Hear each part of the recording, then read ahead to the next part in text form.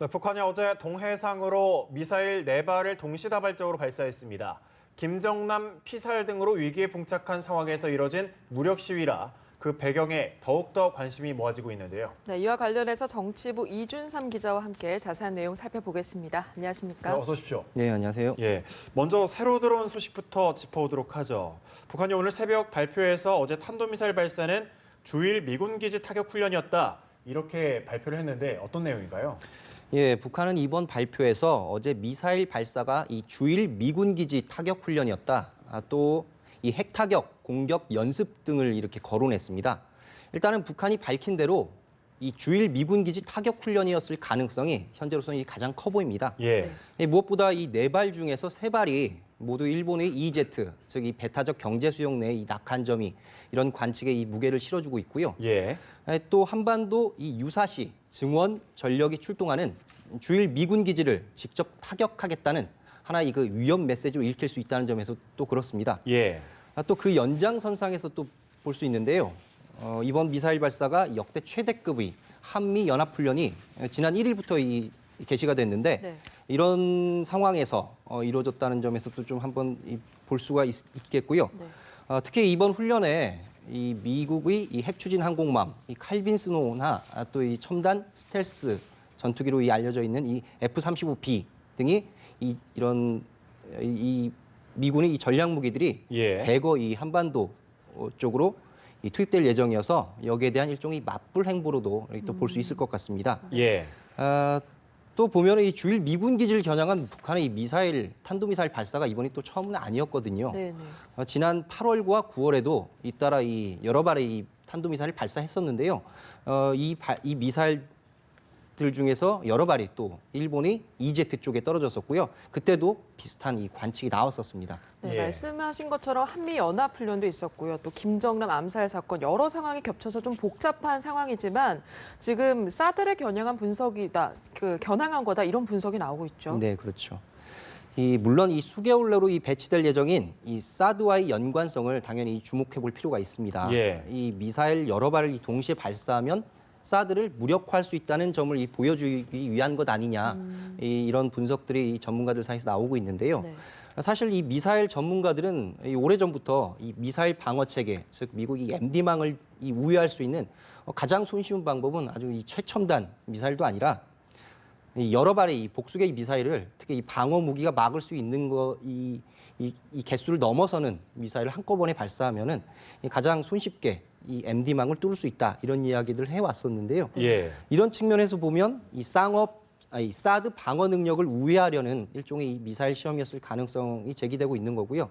어쨌든 이 주일 미군 기지를 노렸든 아니면 이 사드를 노렸든 이런 측면에서 보면 앞으로도 이런 유사한 탄도미사일 발사 시험이 진행될 수 있겠다, 이렇게 좀 관측이 됩니다. 이 북한이 이번 훈련의 주체를 전략군 화성포병부대라고 밝혔는데 어떤 곳인가요? 이 전략군은 이 북한이 각종 탄도미사일을 아주 집중적으로 중점적으로 운용하는 이 부대로 알려져 있습니다. 당연히 이 핵미사일을 북한이 갖고 있거나 아니면 앞으로 만들게 되면은 여기서 운용할 거로 보이고요. 그 모태는 어떻게 보면 이 중국에서는 이 로켓군이라고 운용하고 있고요. 또 러시아도 이 미사일군이 있는데 여기 이런 부대들과 좀 유사한 기능을 수행할 것으로 보이는 이 대단위 부대로 좀 판단됩니다. 우리 국방부가 지난달 발간한 이 국방백서에서 이 전략군을 좀 언급했었는데요.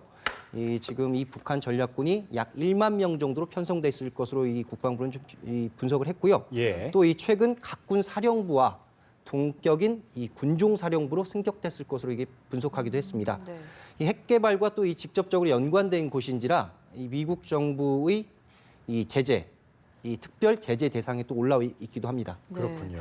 지금 우리 정부나 미국, 일본까지 이번 도발을 절대 쉽게 보면 안 될 것 같다는 생각이 드는데 북한의 도발 의도를 어떻게 봐야 할까요? 사실 지금 시점을 보면 이 트럼프 행정부가 가출범한 시점이기 때문에 아직까지 이 대북 정책이 이 트럼프 행정부의 대북 정책이 본격적으로 굳어졌다, 형성됐다고 보기는 어려운 시점이거든요. 이런 측면에서 보면 양측 간에 어떻게 보면 이 탐색전을 좀 기대에 봄직한 그런 시점이기도 한데요. 지금 상황을 보면 사실 전혀 그렇지 않죠. 트럼프 행정부가 이 한반도에 이 전술핵 재배치를 재검토하고 있다 이런 보도도 나왔었고 또 이 대북 선제 공격 이야기도 있고요. 어떻게 보면 이 초고강도 대북 정책을 이미 예고했다 이렇게 볼 수 있겠는데요. 또 하나 또 이 에피소드를 보자면은 이달 초에 뉴욕에서 이 미북 간의 반관 반민 저희가 이제 1.5트랙 대화라고 하는데 네. 여기에 이제 북한 측 인사들이 참석할 예정이었습니다. 하지만 이 미국 이 국무부가 여기에 대해서 비자 발급을 거부하면서 이 대화 자체가 무산이 돼 버렸고요. 예. 특히 이제 북한 측면을 보면은 북한이 이제 이번에 화학 무기가 김정남 암살에 사용된 사실이 판명 나면서 북한의 외교 고립도 지금 가속화되고 있지 않습니까? 예. 결국 이런 이 사면 초과 상황에서 북한이 선택한 하나의 도발이란 점을 저희가 좀 눈여겨 볼 필요가 있는데요. 결국은 이 초강수로 위기 지수를 이 한반도의 위기 지수를 계속 끌어올려서 이 상대가 좀 움찔하게 만든 다음에 이 국면을 전환하는 어떻게 보면 좀 그 상황을 좀 잘 저희가 이제 지금 그동안 이 외교적으로 써온 게 이제 북한이 벼랑 끝 전술이라는 얘기를 많이 해왔었거든요. 예. 좀 더 정확하게 말하면은 아직까지 이 벼랑 끝 전술을 돌입했다기보다는 여기에 대한 하나의 일종의 예고편을 보여준 것 아니냐 이렇게 예. 좀 볼 수가 있을 것 같은데요. 그 측면에서 본다면 앞으로 이 다음 달 여러 가지 이제 기념일들이 예정돼 있는데 이 기념일을 계기로 핵실험이나 아니면 이 대륙간 탄도 미사일 ICBM 등을 발사할 가능성이 좀 더 농후해진 것 아니냐 이런 좀 우려도 좀 저희가 좀 제기해 볼 수 있을 것 같습니다. 그런다고 해서 이 트럼프 정부가 그러면 이런 전술에 말려들 거냐 또 사실 지금 상황을 보면 좀 또 그렇게 또 보기도 쉽지 않을 것 같거든요. 예. 특히나 이제 미국 내에서 어느 때보다도 이 대북 위협감이 상당히 고조돼 있는 상황이기 때문에 네. 오히려 북한으로서는 이런 벼랑 끝 전술이 일종의 자충수가 되지 않을까 이런 관측도 나오고 있습니다. 예, 알겠습니다. 북한 탄도미사일 발사와 배경 등을 알아봤습니다. 정치부 이준삼 기자였습니다. 고맙습니다. 예, 감사합니다.